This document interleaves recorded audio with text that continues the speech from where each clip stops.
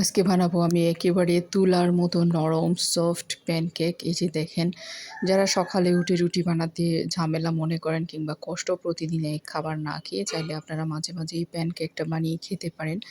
বাচ্চাদের টিফিনেও দিতে পারেন, ওরা কিন্তু খুব মজা করে খাবে। আমার বাচ্চারা তো ভীষণ পছন্দ করে, জাস্ট চা দিয়ে খেয়ে নিলেই হয়ে যায়, অথবা একটু মধুর সাথেও খাওয়া যায়। এত ভালো লাগে এই প্যানকেকটা। তাহলে চলুন রেসিপি দেখে নিই। আমি মাত্র একটা ডিম দিয়ে এই কেকটা বানাবো।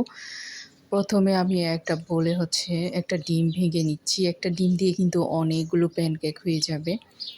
আর আমি যেভাবে বানিয়েছি ওভাবে বানালে একেবারে তুলার মতো সফট একটা কেক আপনারা পাবেন।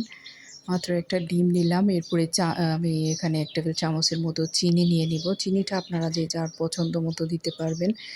বেশি হলে বেশি দিতে পারবেন, কোনো সমস্যা নেই। চিনিটা ভালো করে একটু ডিমের সাথে মিশিয়ে নিতে হবে।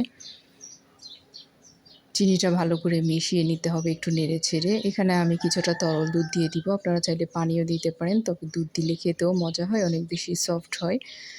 ১ কাপের মতো তরল দুধ দিয়ে দিয়েছি। খুব ভালো করে আমি মিশিয়ে নিচ্ছি, চিনিটা যাতে মিশে যায়। আমার চিনিতে কিছুটা দলা রয়ে গিয়েছে, সেগুলোও আমি ভালো করে মিশিয়ে নিব। এরপরে আমি এখানে দিয়ে দিচ্ছি আ এটা টক দই। টক দইটা দেওয়ার কারণে এটা আরও বেশি সফট হবে, খেতেও ভালো লাগবে। আপনাদের হাতের কাছে থাকলে দিবেন, অথবা একটুখানি লেবুর রস দিতে পারেন। তাহলে কেকটা অনেক বেশি সফট হবে। এখানে চাইলে আপনারা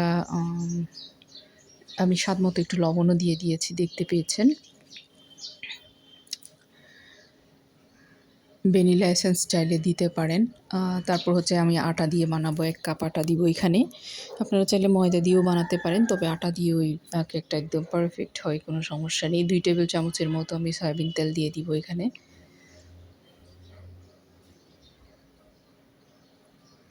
নরমালি পরোটা বানাতে গেলে দেখা যায় অনেক বেশি ঝামেলা হয়, অনেক তেল চিটচিটে এটা সেটা। এই কেকটা বানাতে গেলে একেবারেই ১০ মিনিটের মধ্যে দেখা যায় যে খুব সহজেই হয়ে যায়। ১ চা চামচ আমি এখানে বেকিং পাউডার দিয়েছি। বেকিং পাউডারটা অবশ্যই দিতে হবে। খুব সুন্দর করে কিন্তু এটা একদম স্মুথ করে আমি মিশিয়ে নিয়েছি। দেখেন এটার থিকনেসটা কেমন হয়েছে। খুব বেশি পাতলা হবে না, আবার বেশি ঘনও না, মোটামুটি একটু ঘন আরকি। এখন আমি বানাতে চলে যাব।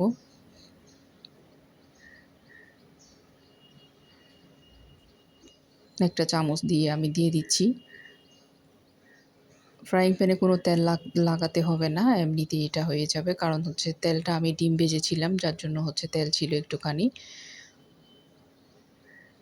প্রথমে ১ মিনিট মতো নিচের সাইডটা করে নেবেন, তারপর উল্টে দেবেন। আর একটু এদিক সেদিক হলেও কোনো সমস্যা নেই, এটা কিন্তু খেতে ভীষণই মজার হবে। দেখেন এত বেশি ফ্লাফি, মানে আমি যে হাতে ধরতেছি এটা স্প্যাচুলা দিয়ে, মানে এত ভালো লাগতেছে। আরও একটা দিয়ে দিচ্ছি। এভাবে করেই কিন্তু ১ মিনিটের মানে কয়েক সেকেন্ডের মধ্যে একেকটা পিঠা হয়ে যাবে, আর এত সুন্দর হয় মাশাআল্লাহ। এই যে মিডিয়াম হিটে আস্তে আস্তে করে বানিয়ে নিলেই হয়ে যাবে। আমি সবগুলো এভাবে করে বানিয়ে নিচ্ছি। আমার এক হাতে ক্যামেরা, যার জন্য একটু সমস্যা হয়ে যাচ্ছে। এই যে দেখেন কালারটা কত সুন্দর আসে, এটা নিচের কালার। সবগুলো আমি এক এক করে এভাবে করে বানিয়ে নিব। একটা ডিম দিয়ে অনেকগুলো প্যানকেক কিন্তু হয়ে গিয়েছে। এগুলো চাইলে আপনারা নসিলা কিংবা মধু যেকোনো কিছুর সাথে, জ্যাম যেকোনো কিছুর সাথে খেতে পারেন, অথবা এমনি এমনি চা দিয়েও খাওয়া যায়, এত বেশি মজার হয়। বাচ্চাদেরকে টিফিন হিসাবেও দিতে পারেন কিংবা অফিসেও দিতে পারেন আপনাদের হাসব্যান্ডের জন্য। যাই হোক, রেসিপি ভালো লাগলে লাইক, কমেন্ট, শেয়ার করে দেবেন। এই যে এভাবে করে আমি সবগুলা বানিয়ে নিয়ে নিচ্ছি। একটু হাতে আপনাদেরকে দেখাবো যে আসলে কতটা সফট হয়েছে। এই যে দেখেন একেবারে মনে হচ্ছে তুলা, আর আমার ধরতে এত বেশি আরাম লাগতেছে। মানে খেতে যে কী পরিমাণের মজার এগুলা। আজ এতটুকু। আসসালামু আলাইকুম সবাইকে। আল্লাহ হাফেজ। ফি আমানিল্লাহ। বানিয়ে